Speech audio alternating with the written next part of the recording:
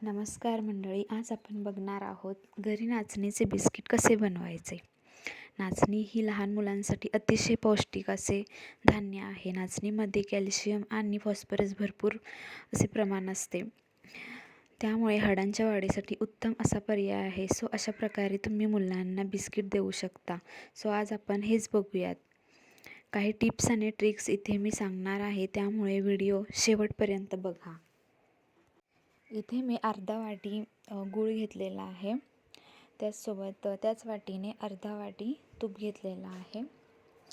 हे चांगलं असं दोन्ही मिश्रण असं फेटून घ्यायचं आहे। चांगलं फेटून घ्यायचं आहे। त्याच्यानंतरने त्याच्यामध्ये थोडंसं अर्धा चमचाचं मी इथे व्हॅनिला इसेन्स ॲड केलेला आहे।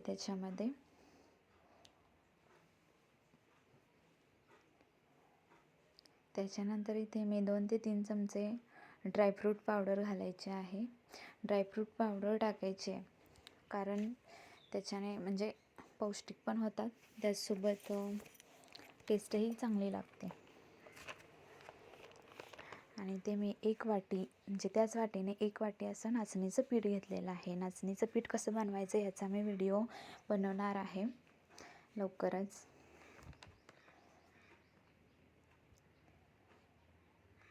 त्याच्यानंतर इथे अर्धा चमचा बेकिंग सोडा घ्यायचा आहे आणि थोडंसं चवीनुसार असं मीठ घ्यायचं आहे।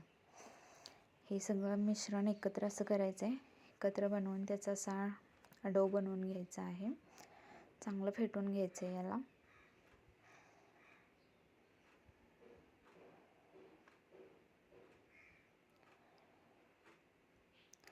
आणि थोड्या प्रमाणे असं दूध टाकून घ्यायचं आहे। त्याच्यात दूध थोडं म्हणजे बेतानेच टाकायचं आहे, कारण ते पीठ थोडं पातळ होऊ शकते।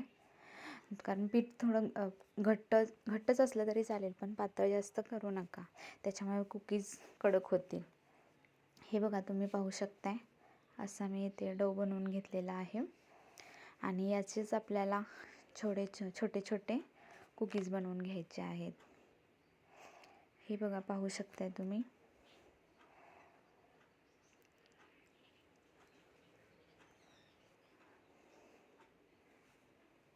असं याप्रमाणे असं थोडं पीठ घ्यायचं आहे असं, आणि याचे गोल गोल असे कुकीज बनवून, म्हणजे तुम्ही तुमच्या आकाराने तुमच्या पद्धतीने कोणताही आकार तुम्ही देऊ शकताय।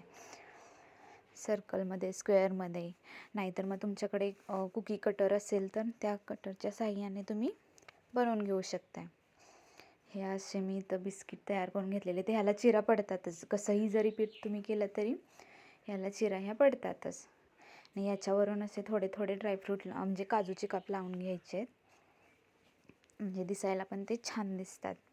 आणि कढई मी 10 मिनिट आधीच प्रीहीट करून ठेवलेली। 10 मिनिट आधीच प्रीहीट करून ठेवा। आणि ट्रिक म्हणजे की कुकीज थोडे पातळच असे बनवायचे, म्हणजे जास्त पीठ असं नाही घ्यायचं, थोडंसं असं पीठ घ्यायचं आणि ते 15 ते 20 मिनटं कुक होऊ द्यायचं आहे त्याला। त्याच्यानंतरने मग तयार होतात असे कुकीज। बघा एकदा नक्की ट्राय करून।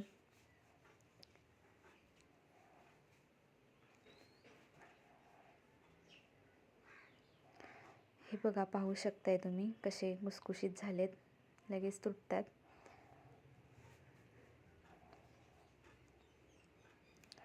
खूप छान होतात बघा, आणि हेल्दी आहे लहान मुलांसाठी आणि मोठ्यांसाठीही, मोठेही खाऊ शकतो आपण, त्याच्यामुळे बनवू शकता तुम्ही। तर चला भेटू पुढच्या व्हिडिओमध्ये। चलो बाय।